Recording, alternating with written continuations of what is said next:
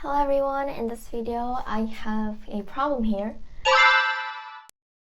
that says when fx is equal to a to the power 4 plus, ax to the power 4 plus b times x to the power 3 plus cx squared plus dx plus e, find for the signs of the coefficient. So what I mean by that is find out whether a, b, c, d, e are positive or negative. So if you didn't see my last video, it is an introduction of finding the signs of the coefficients in a function when the graph of the function is given.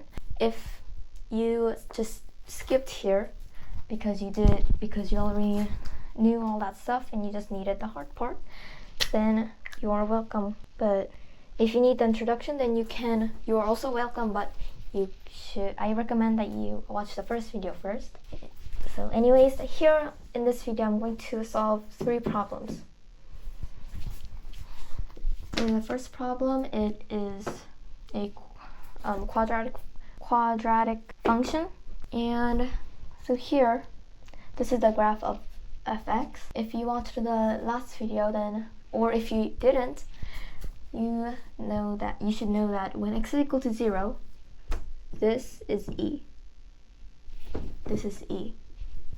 So here is e. So that already tells us that e is positive. E is positive.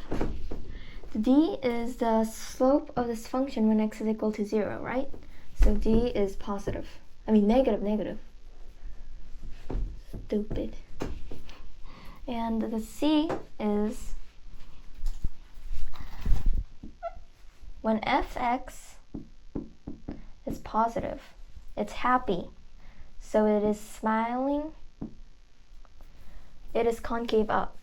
But when fx is negative, it is unhappy, so it is sad. So here it is concave down when x is equal to 0. So c here is negative. And the b here, we'll find that in a second. And I'm first going to solve for a. The a here is positive because as x is getting larger, the value of y is also getting larger. It is pointing up, so it is positive. Now let's draw the graph of f prime x. So since I'm not going to do an introduction of how you can take the derivative of a graph, and you're not used to it, then I think that you should find a video on YouTube first before. But if you're very smart,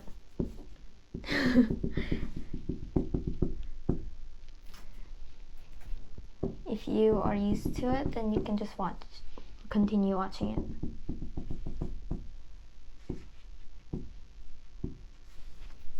So here, I showed where the graph of fx has the slope of 0. So these are when y will be equal to 0. Here the slope, I'll start from the left. Here the slope is negative, so it goes from negative to 0.